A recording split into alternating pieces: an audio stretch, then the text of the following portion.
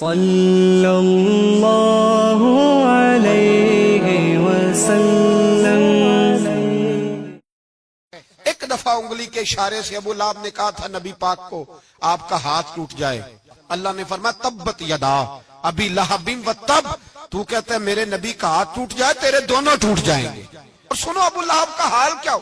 ابو لہب کا معنی ہے ابو لہب شولوں کا باپ، لہب شولوں والا۔ کیا مطلب؟ ابو لہب اتنا حسین و جمیل تھا کہ اس کے جو رخسار تھے شولوں کی طرح چمکا کرتے تھے، اتنا خوبصورت تھا، لال سرخ رنگ تھا، خوبصورت آدمی۔ عرب میں جب غربت تھی تو اس کے گھر میں اس وقت بھی 2 اینٹیں سونے کی تھی، اتنا مالدار آدمی اور سردار تھا سارے مکے کا۔ لیکن نبی پاک کی بے ادبی کی، تمہیں پتہ ہی نہیں کہ رب دنیا میں سب سے زیادہ ناراض ہی اس سے ہے جو اس کے رسول کا بے ادب ہے، سب سے زیادہ ناراض ہی اسی سے۔ ابو لہب نہ گیا بدر کے موقع پر، ڈر گیا، کہنے لگا میں نے نہیں جانا، مکے میں رہ گیا، نہ گیا جہاد کے لیے، مسلمانوں کے خلاف نہ نکلا۔ لوگوں نے بڑا اس کو لان تان کیا، لیکن کہنے لگا میرے خرچے پہ 4-5 بندے لے جاؤ، میں نہیں جاؤں گا، پیچھے رہ گیا۔ لوگ کہنے لگے بچ گیا، لیکن اس کے جسم کے اندر ایسی بیماری نکلی کہ ریشے سے بھر گیا سارا وجود، ریشے۔ اس کے بچوں نے لے جا کے ابو لہب کو پیچھے ایک حویلی تھی مکے کے باہر، اس میں بند کر دیا، چیختا تھا، چلاتا تھا، میں بد دعا نہیں دیتا، پر اگر کلیجہ پھاڑ کے دیکھو تو دل بڑا زخمی ہے۔ میری حیات کو ٹکڑوں میں بانٹنے والے، جب تیری حیات بھی بکھرے تیری ممات بھی بکھرے، اللہ کرے اسی طرح تو بھی روئے جس طرح آج اس دھرنے میں شہید ہونے والے کی ماں روئی۔ اللہ کرے میری حیات کو ٹکڑوں بانٹنے والے، جب تیری حیات بھی بکھرے جب تیری ممات بھی بکھرے، بد دعا ہے تمہارے لیے، بد دعا ہے تمہارے لیے، جب تیری حیات بھی بکھرے تیری ممات بھی۔ بند کر دیا اس کو لے جا کے وہاں پیچھے، اور جب اس کو بند کر دیا کمرے میں تو چلاتا تھا، چیختا تھا، کوئی مجھے بچاؤ، کوئی پانی پلاؤ۔ دروازہ توڑ کے باہر نکلا تو چوک میں مر گیا ابو لہب، اتنی بدبو آتی تھی کہ کوئی قریب نہیں جاتا تھا۔ چوک میں لاش پڑی تھی، یہ ہے میت کسی بے ادب کی، منہ دکھانے کے قابل نہیں، ان کے دشمن پہ لعنت خدا کی، رحم پانے کے قابل نہیں ہے۔ چوک میں لاش پڑی ہے، تبت یدا ابی لہب و تب، چوک میں پڑی ہوئی ہے، کوئی قریب نہیں جاتا۔ اس کے بیٹوں سے لوگ جا کے کہنے لگے تمہارا باپ تھا، شرم کرو۔ ایک ملازم کو پیسے دیے اس کے بیٹے نے، کہا گڑا کھودو اور میرے باپ کو رسی کے ساتھ پکڑ کے اس میں پھینک دو۔ ایک گڑا کھودا مکے کی گلی میں اور رسی کے ساتھ پکڑ کر، رسی کے ساتھ باندھ کر اس کی ٹانگ کو گھسیٹ کر اس گڑے میں ڈال دیا، اوپر سے مٹی ڈال دی، بدبو کا وہ ڈھیر بند کر دیا۔ ابو لہب مکے کا سردار تھا، پر جانے کہاں مردود دفن ہے۔ لیکن میانی صاحب کے قبرستان میں جاؤ، میانی صاحب کے قبرستان میں وہ علم الدین جسے اپنا نام بھی نہیں لکھنا آتا تھا، ہزاروں لوگ روزانہ اس کی قبر پہ کھڑے ہوتے ہیں اور رسول اللہ کی نعتیں سناتے۔ جا کے دیکھو تو صحیح منظر کتنا بدل گیا۔ اور جب غازی علم دین شہید کا جنازہ اٹھا تو امیر ملت پیر جماعت علی شاہ صاحب کی چیخ نکل گئی، اور ڈاکٹر اقبال رونے لگے اور قائد اعظم تڑپنے لگے، منتیں کرتے تھے محمد علی جناح کہ یارو تھوڑے پیچھے تو ہٹو، میرا بھی دل کرتا ہے میں بھی ذرا اسے کندھا دے لوں، ذرا پیچھے تو ہٹو۔ محمد علی جناح جیسے لوگ تڑپتے تھے، اور جب قبر میں اترنے کی باری آئی تو ڈاکٹر اقبال نے ہاتھ باندھے، کہنے لگا او دوستو اقبال پہ تھوڑا رحم کھاؤ، اسے میرے ہاتھوں پہ رکھو، قبر میں اتار دیتا، اسے میرے ہاتھوں قوت عشق سے ہر پست کو کر دے، دہر میں اس میں محمد سے اجالا کر دے، اور کی محمد سے فاتون تو ہم تیرے، یہ جہاں چیز ہے کیا لوح و قلم تیرے ہیں۔ اور اقبال کہنے لگے دیکھو میں شعر لکھتا رہا اور یہ لوہاراں دا منڈا نمبر لے گیا۔ میرے نبی پاک صلی اللہ، ایک شخص حضور کے سامنے بیٹھا ہے تو منہ چڑھا چڑھا کے باتیں کر رہا ہے۔ کچھ لوگ نقلیں اتارتے ہیں، اور بزرگوں کی نقل اتارنا اور بزرگوں کی توہین کرنا یہ رب کو سب سے ناپسندیدہ فعل ہے، توہین کے انداز میں نقل اتارنا۔ تو کہتے ہیں منہ چڑا چڑا کے باتیں کر رہے تھے. میرے حبیب نے فرمایا نہ ایسے کر, بڑے میٹھے انداز, کیوں اپنے منہ کو بگاڑ رہا, نہ کر. کہنے لگا جی ہے ہی ایسا. حضرت ابو ہریرہ فرماتے میں قریب بیٹھا تھا, حضور مسکرا رہے اور نہ کر ایسے. کہنے لگا جی یہ میرا منہ ہے ہی ایسا. فرماتے میں دیکھ رہا تھا حضور کے چہرے کا رنگ بدلا, آنکھوں میں جلال آیا. فرمایا اچھا جا پھر ایسا ہی ہو جائے, جا پھر ایسا ہی ہو جائے. کہتے ہیں میں نے دیکھا اس آدمی کا منہ بگڑ گیا. حضرت ابو ہریرہ فرماتے ہیں وہ رویا کرتا تھا مدینے کی گلیوں میں اور کہتا تھا کوئی مجھے معافی لے دو, لیکن گرا جو ان کی نگاہ سے وہ سنبھل نہیں سکتا. گرا جو ان کی نگاہ سے کبھی سنبھل نہیں سکتا. کوئی ایسا کام نہ کرے, کوئی ایسا کام نہ کرے, کوئی بھی, جس سے حدیث صحیح میں موجود ہے بنی اسرائیل کے ایک شخص نے اپنی ماں سے بد دعا لی تھی اور عابد زاہد تھا, لیکن ماں کا نافرمان تھا. تو اماں نے کہا جا مرنے سے پہلے تو آزمائش میں مبتلا ہو جائے. رب کی خفیہ تدبیر سے ڈرنا چاہیے. تو مرنے سے پہلے پہلے ایسی آزمائش میں ڈال گیا کہ ایک بری عورت نے الزام لگا دیا. لگا الزام, لیکن زمانے میں رسوائی چاروں جانب ہو گئی. تو لوگ آ کے کہتے تھے تیرے ساتھ کیا بنا؟ کہتا کچھ بھی نہیں, میری اماں نے میرے لیے بد دعا کی تھی, اس کا رنگ دیکھ رہا ہوں. کیوں میں نے ستایا اپنی ماں کو؟ توبہ کر, دعائیں لیا کریں زندگی میں. بد دعاؤں والے کام, ہم تو 1 منٹ لگاتے ہیں بد دعا لینے میں, 1 منٹ لگاتے, 1 منٹ. ایک میں بزرگوں کا پڑھ رہا تھا ایک دفعہ اخبار میں, تو ان کی آنکھیں کالی ہو گئی, اندر سے کالی ہو گئی. تو بیچارے نابینا ہو گئے. کسی نے ان سے کہا کہ ہوا کیا؟ تو کہنے لگے ایک شرارتی لڑکے نے میرے آگے کھڑے ہو کے 2-3 دفعہ ریس دی تو دھواں میرے منہ پہ پڑا, تو وہ آنکھوں کے اندر گھس گیا ہے, بڑے علاج کرائے, لیکن اس کی شرارت تھی نا. تو وہ کہتے ہیں میں تو یہی کہتا ہوں کہ اللہ کرے تجھے بھی کبھی یہ معاملہ ہو, تجھے پتا چلے. ہم نہیں, باز ہی نہیں آتے, ہم کسی کو تکلیف دینے کا کوئی موقع ہاتھ سے جانے نہیں دیتے. میرے عزیزو یاد رکھو, ڈھونڈا کرو کہاں کہاں کس کس کو ستا بیٹھے, کس کس کی توہین کر بیٹھے, کہاں کہاں ہم نے لوگوں کے بد دعائیں اکٹھی کی. بد دعائیں پیچھا کرتی ہیں, جس طرح دعا پیچھا کرتی ہے بد دعا بھی پیچھا کرتی, وہ پیچھے پیچھے چلتی ہے, وہ تاڑتی ہے.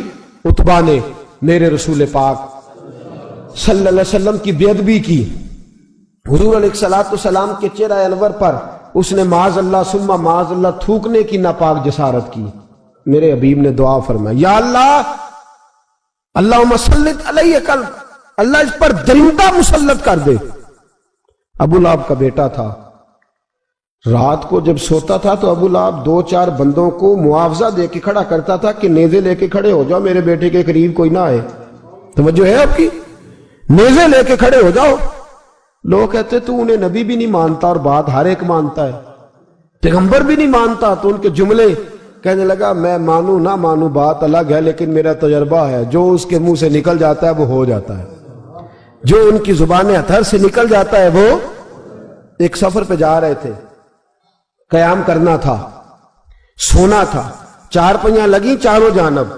تو بیچ میں ابو لہب نے اپنے بیٹے کی 4 پائی لگائی, بیچ میں. جاگ رہے ہیں آپ لوگ؟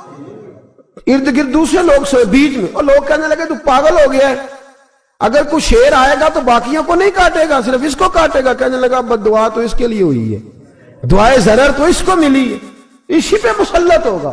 شیر آیا رات کے اندھیرے میں, لوگ تھکے ہوئے تھے. ایک بندہ جاگ رہا تھا, وہ کہتا ہے اس نے سب کے منہ سونگے لیکن کسی کو اس نے تکلیف, کسی کو تکلیف. سونگتے سونگتے عتبہ تک آیا, اور لفظوں کا فرق دیکھیے گا, آیا ہے, چیرا ہے, پھاڑا ہے, ٹکڑے کیے, حصے بکھرے کیے, لیکن ایک بوٹی بھی نہیں کھائی. مار دیا, چہرہ بگاڑ دیا, وجود کاٹ دیا, چلا گیا قتل کر کے, کھایا نہیں ایک لقمہ بھی اس کے وجود. بھائی درندے پھاڑنے آتے ہیں کہ کھانے آتے ہیں, وہ کھایا نہیں پھاڑ کے چلا گیا. تو لوگ سویرے پوچھنے لگے صحابہ سے کہ ماجرا کیا ہے؟ تو گویا صحابہ زبان حال سے کہہ رہے تھے گستاخ کا گوشت گندا ہوتا ہے, جانور بھی نہیں کھایا کرتے, گندا ہوتا ہے. یہ ہے میت کسی بے ادب کی, منہ دکھانے کے قابل نہیں ہے. ان کے دشمن پہ لعنت خدا کی, وہ رحم پانے کے قابل نہیں ہے. میرے رسول پاک صلی اللہ علیہ وسلم کی زبان اطہر سے اگر کبھی کسی شخص کے لیے ایسا جملہ نکل گیا تو پھر اس نے بھی اس کا پیچھا کیا، لیکن میرے حبیب نے دعائیں ہی دی ہیں۔ ام حرام، یہ بخاری کی حدیث ہے، ایک خاتون ہے رضی اللہ تعالیٰ عنہ، وہ کہتی ہیں ایک دن نا میں نے کہا یا رسول اللہ میرا دل کرتا ہے میرے گھر آئیں، تو حضور تشریف لائے تو بڑے تھکے ہوئے، محبوب سفر تھا، تو کہتے تھکے ہوئے تشریف لائے تو حضور آ کے بیٹھے ہی تو میں نے دیکھا کہ نیند کی طرف توجہ ہے حضور کی، کہتے میں نے تکیہ پیش کیا تو میں قربان جاؤں محبوب میرے گھر میں آرام کرنے لگے، کہتی ہم سارے نظارے دینے لگے، دیکھو ہم کتنے خوش قسمت ہیں کہ ہمارے بسترے بھی نور والا نور ہو گئے، ہمارا گھر بھی چمک گیا، روشنی پھیل گئی۔ کہتے ہیں حضور سوئے جب اٹھے نا تو مسکرا رہے تھے، حضور اٹھے تو اس زمانے میں کوئی تصور نہیں تھا بیڑی بیرے کا، کشتی جو سمندر میں چلتی ہے اس کا تصور ہی نہیں تھا، ابھی قریب قریب نہیں بنتی تھی وہ کشتیاں، دور دور علاقوں میں بنتی تھی، اور اگر بنتی بھی تھی تو ان میں بیٹھ کے مجاہد نہیں جاتے تھے، مجاہد خشکیوں کے رستے جایا کرتے تھے۔ بی بی کہتی ہے حضور اٹھے تو مسکرا رہے تھے، تو میں نے کہا حضور آپ کیوں مسکرا رہے ہیں، خیر تو ہے؟ تو نبی پاک نے فرمایا میں نے دیکھا ہے سوتے ہوئے کہ میری کچھ امت کشتیوں پر بیٹھ کے بھی کافروں کے خلاف جہاد کرے گی، دریاؤں میں بھی، اقبال نے کہا نا دشت تو دشت ہے دریا بھی نہ چھوڑے ہم نے، بحر ظلمات میں دوڑا دیے گھوڑے ہم، کشتیوں میں بھی جہاد کرے گی میں نے دیکھا ہے۔ تو کہتی ہے میں نے فٹافٹ کہا یا رسول اللہ مجھے بھی شامل کر دے ان میں، حضور مجھے بھی ان میں، حضور ذرا جلدی جلدی، دیکھا جو ان کو بانٹتے تو میں نے بھی بڑھ کے پیار سے دستے عطا کے سامنے دستے طلب بڑھا دیا، میں نے بھی آگے بڑھ کے کہا حضور تھوڑی خیر ادھر، حضور مجھے بھی شامل کر دے، کہتے پہلے ہی بوڑھی تھی، نبی پاک نے ہاتھ اٹھائے کہا یا اللہ اس کو بھی ان میں شامل کر دے۔ اب فرماتے ہیں سرکار کا وصال ہوا، کوئی جہاد نہیں ہوا سمندر والا، حضرت ابو بکر کے زمانے میں کوئی جہاد نہیں ہوا سمندر والا۔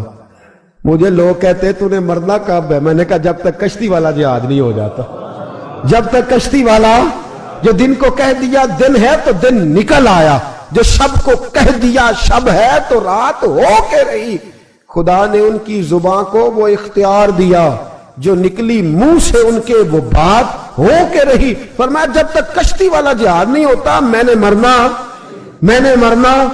تو پھر بابے کو کہنے دو نا عرش فرشتے بانگا ملیاں، مکے پہ گئی شور، اور بلے شاہ ایسا نہیں مرنا، گالی بکی بلے شاہ ایسا نہیں مرنا ہے، مر گیا ہی کوئی اور تبارت شاہ کدو مر دے جنہ کیتیاں نیک کمائیاں نے، بات ہی ختم کر دی، او کدو مر دے جنہ کیتیاں نیک کمائیاں نے۔ حضرت سلطان باہو رحمت اللہ علیہ فرماتے ہیں کامل پیر اونا دے باہو قبر جنہ دی جیوے، فرمایا میں نہیں مرتی، حضرت اسرائیل نہیں آتے وہ چھو کے گزرے گئے، کہتے بہنیں بھی چلی گئیں، بھائی بھی چلے گئے، خامد بھی چلا گیا، بچے بھی کئی گئے، اور میں اسی حالت میں۔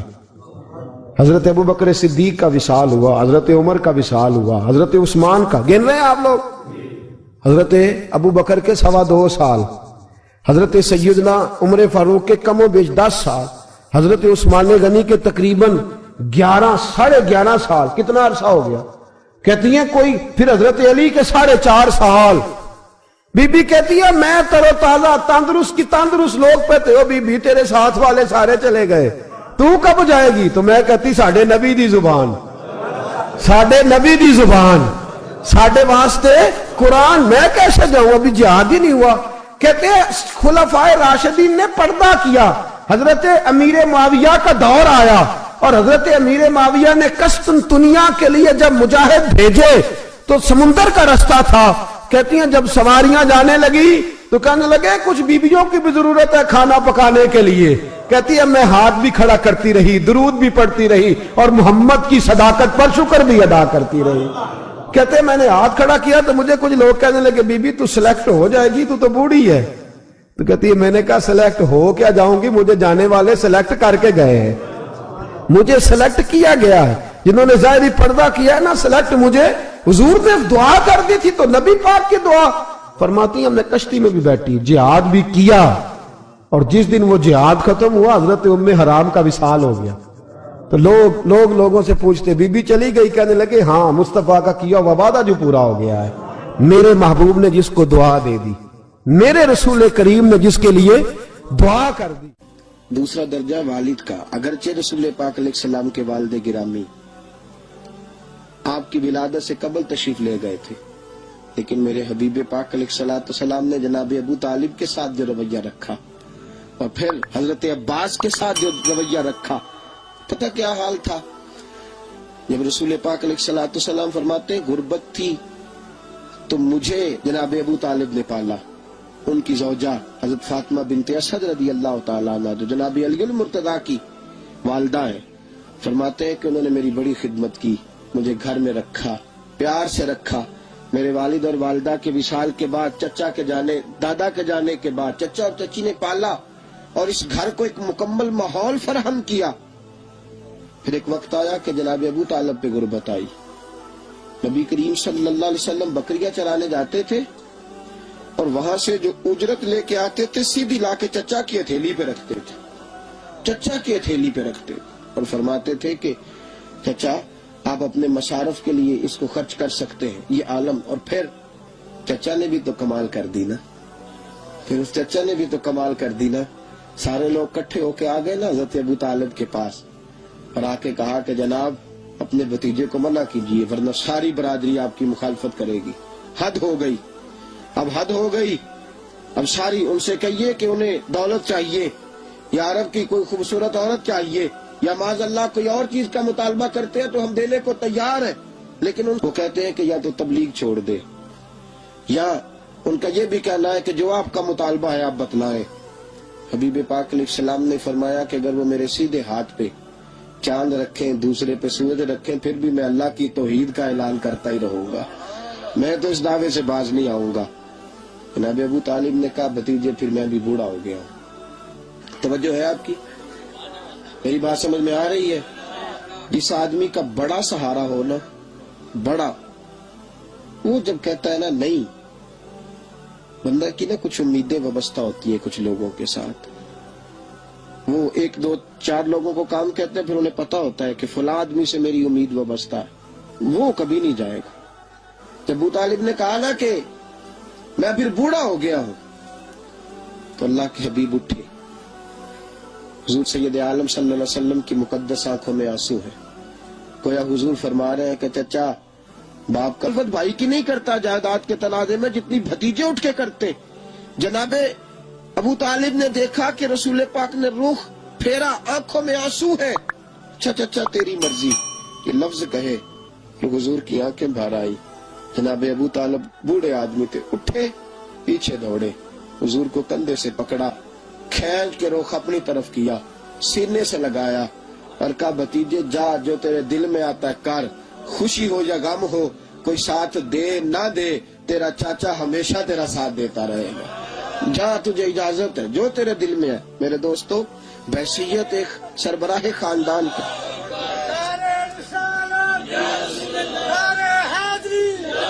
अब इन रिश्तों का तकद। और फिर जब जनाब अबू तालिब का विसाल हुआ और जनाब खतियतुल कुबरा भी उसी साल में गई, तो आमुल हुज़्न कहा ये गम का साल है, ये गम का साल। रिश्तों का तकद्दुस जो नबी पाक अलैहिस्सलाम के आने पे कायम हुआ, कबल इसके इंसानियत इससे आशना न थी। रिश्तों को जो मोहब्बत और खुलूस का रंग मेरे मुस्तफा ने अता फरमाया, दुनिया के किसी कानून में उसका तसव्वुर भी नहीं किया जा सकता। रहमतुल्लाह के पास ना एक बूढ़ी अम्मा अपना बेटा छोड़ गई, तो हजरत साहब ने को 2 4 5 महीने रखा। तो बाद में उसकी अम्मा को बुला के कहा कि भाई तू बेवा है, बेटा तेरा यतीम है, मैं नहीं चाहता कि इसका वक्त जाया हो।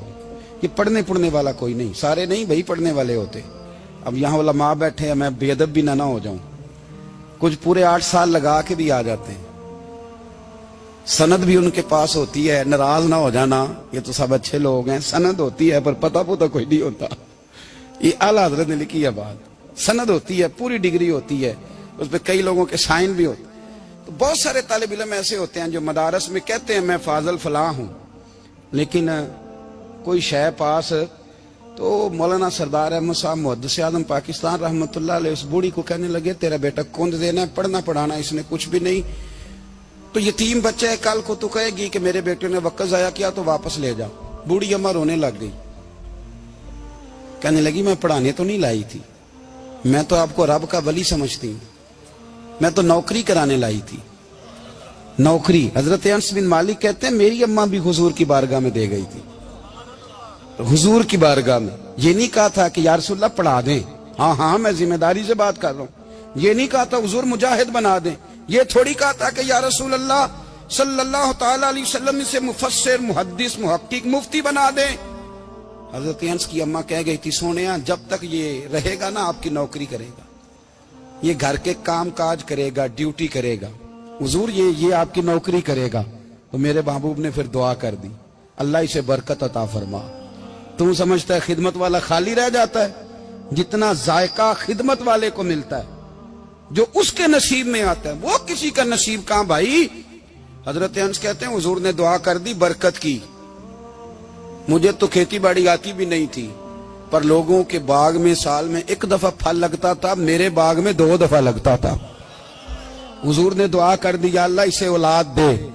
فرماتے ہیں میرے بیٹے، میرے پوتے، میرے نواسے، میری بیٹیاں، فرماتے ہیں میں زندہ ہوں اور میری 100 اولادیں موجود ہیں۔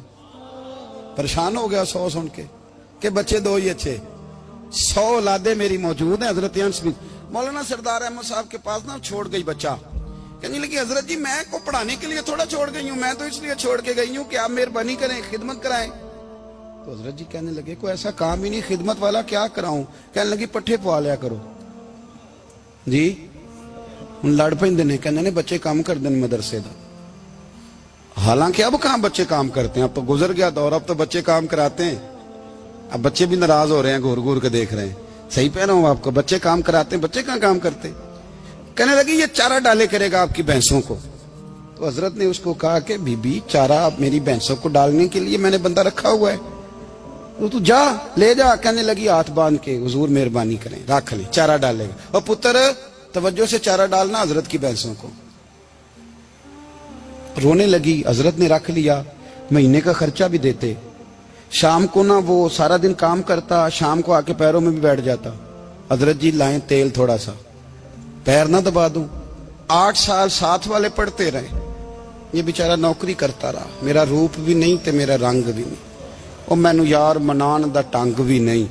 کبھی کبھی نا حضرت بلال حبشی فارغ ہوتے نا تو نبی پاک کی بارگاہ میں عرض کرتے حضور کوئی کام تو نہیں، سارے ہو گئے، حضور جاؤں ذرا، چلے جاتے۔ ایک دن سلمان فارسی کہنے لگے یا رسول اللہ یہ بلال کہاں جاتا ہے؟ فرمایا جا دیکھ کے تو آ۔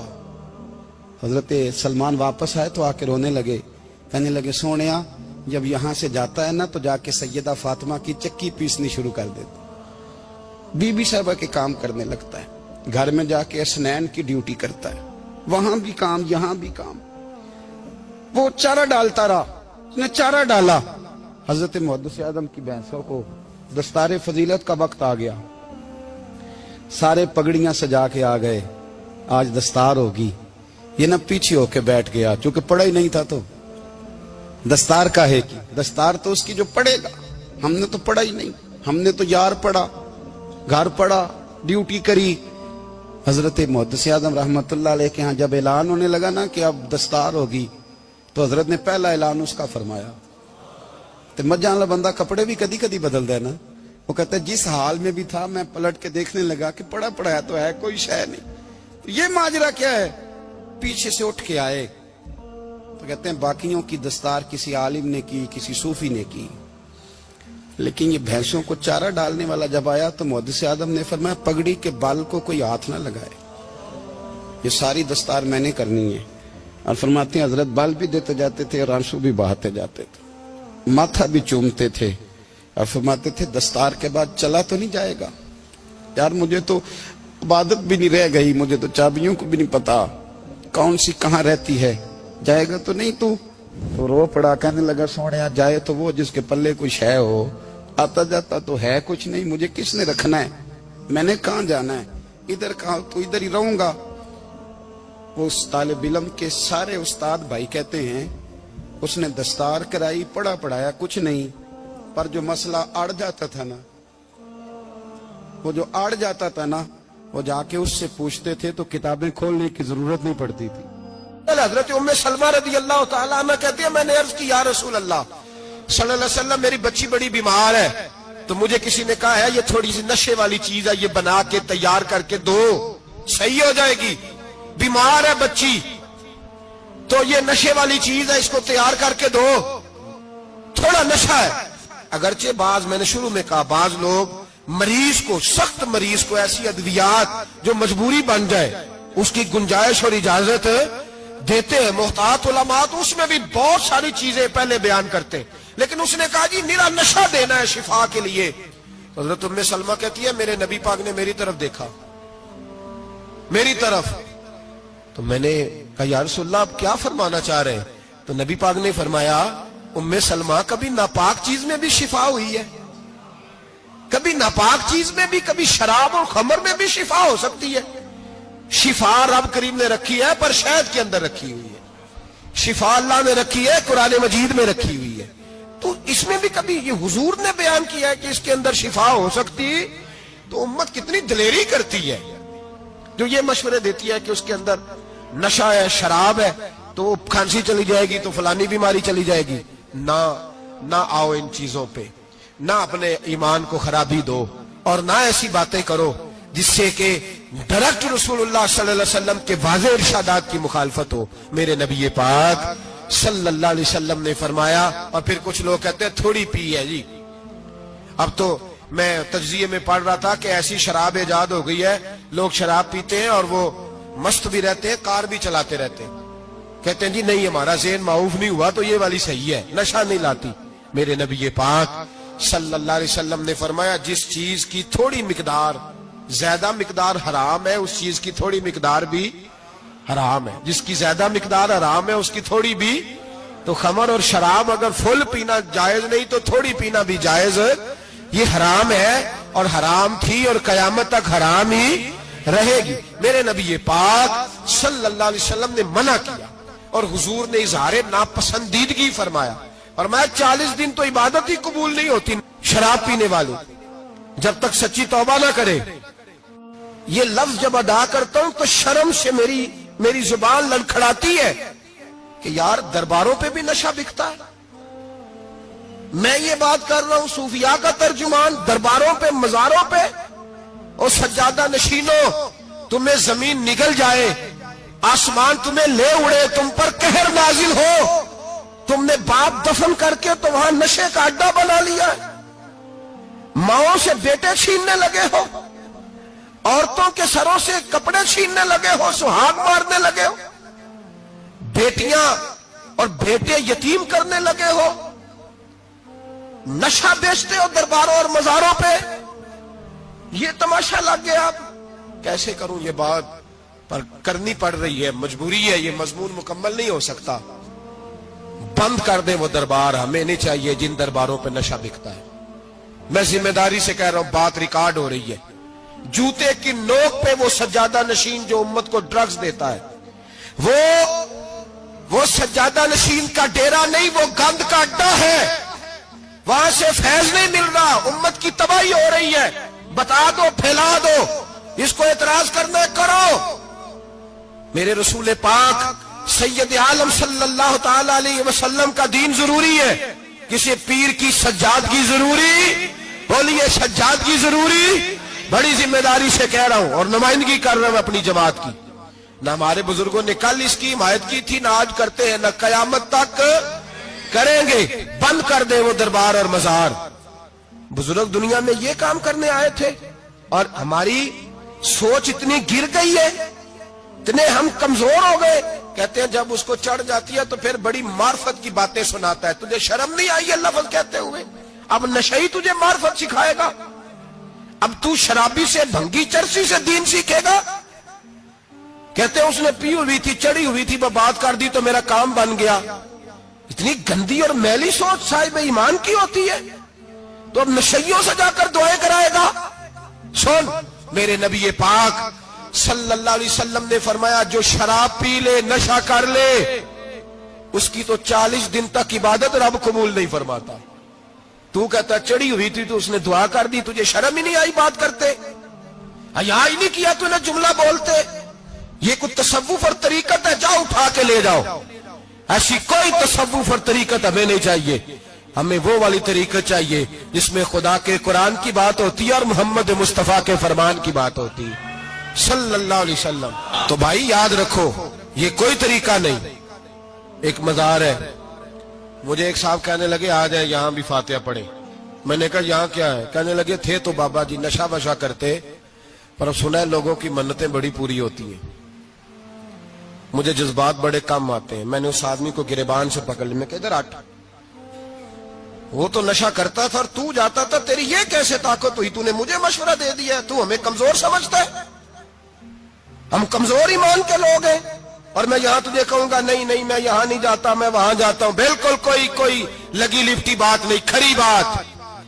تصوف وہ, دربار وہ جہاں قرآن پڑھا جائے اور رسول اللہ کی حدیث سکھائی جائے, باقی کوئی مطلب نہیں کسی قسم کا. میں داتا صاحب کبھی جاؤں نا جلسہ کرنے کسی کام سے کسی تقریب میں, تو میں داتا صاحب کے مزار پہ نہیں جاتا. میں کہتا ہوں یار یہ یرانہ نہیں کہ بندہ کسی کام آیا تھا تو فاتحہ پڑھ لی, واپس چلو. گکھڑ سے اسپیشل آئیں گے داتا صاحب کے مزار پہ حاضری دیں گے, اور میرے سنگی گواہ ہیں کہ میں اسپیشل ٹائم نکال کے بہت سارے کام چھوڑ کے اسپیشل جاتا ہوں, اور میں مراد ماننے نہیں جاتا, میں داتا صاحب کا شکریہ ادا کر دے جاتا ہوں. میں ان سے کہتا ہوں حضور آپ کی مہربانی, آپ یہاں آئے تو ہمارے بڑے بھی رسول اللہ کے غلام بن گئے. میں تو سلام عقیدت پیش کرنے جاتا ہوں. ہم مزارات پر جانے کے قائل نہیں, بلکہ ہماری تو عقیدت کا درجہ ہی مکمل نہیں ہوتا جب تک ہم مزار پہ سلام نہ کریں. پر مزار داتا صاحب کا, مزار خواجہ معین الدین اجمیری کا, مزار غوث اعظم جیلانی کا, مزار محدث اعظم مولانا سردار احمد کا, مزار اولیاء کا, مزار میاں شیر محمد شرک پوری کا, مزار رب کریم کے بندوں کا. بھنگیوں چرسیوں کے مزار نہیں ہوتے, اور نام ان مزارات کے قائل ہے, بالکل قائل نہیں ہم. میں تھوڑے دن پہلے لاہور گیا تھا, تو میں کار میں میاں صاحب میاں شیر محمد شرک پوری کا ذکر کر رہا تھا. میں اپنے دوستوں سے کہہ رہا تھا یار بہت بڑا بابا ہوا ہے. تو مجھے کہنے لگی کرامت کیا ہے؟ میں نے کرامت یہ ہے کہ ساری زندگی سنت کا درس دیا ہے. تو مجھے کہنے لگے آپ کبھی گئے نہیں؟ میں نے کہا میں اسپیشل گیا تھا, اور تھوڑے دنوں کے بعد پروگرام بناؤں گا تو میں ساتھ لے کے جاؤں گا. ہم مزارات کے قائل ہیں, حاضریاں دیں گے مزاروں پہ, لیکن بھنگیوں چرسیوں کے مزاروں پر جانے کے قائل ہیں. زور سے بولے, یہاں جانے کے قائل ہیں, کوئی عقیدہ نہیں ہے ہمارا. نشہ بکے گا اب مزاروں پہ, اب یہ تصوف ہوگا وہاں, یہ طریقت ہوگی. اور ملت پر رحم کھاؤ خدا را. اگر تمہارے قومی ادارے کہتے ہیں رپورٹ کرنے والے کہ 70 لاکھ پاکستانی نشہ کرتا ہے, تو کیا تمہیں یہ نہیں پتا کہ نشہ بیچتا کون ہے؟ کیا تمہیں یہ نہیں پتا کہ ڈرگز کا کاروبار کون کرتا ہے؟ اگر تمہیں یہ پتا ہے تو کیا یہ خبر نہیں تمہیں کہ ان رگوں پر یہ خون اتارتا کون ہے؟ میں اپنے بزرگوں سے معذرت کے ساتھ, نشے کا آغاز, ناراض تو نہیں ہو جائیں گے بزرگ, نوجوانوں کو میں لتاڑ لیتا ہوں لیکن بزرگوں کی عزت کرنا سنت ہے, تو میں بزرگوں سے معذرت کے ساتھ یہ یوں سمجھ لیے خوگرے حمد سے تھوڑا سا گلا بھی سن لے. نشہ سگریٹ سے شروع ہوتا ہے, سگریٹ سے. میں تمباکو کو حرام نہیں کہتا, یہ فتویٰ نہیں دے رہا.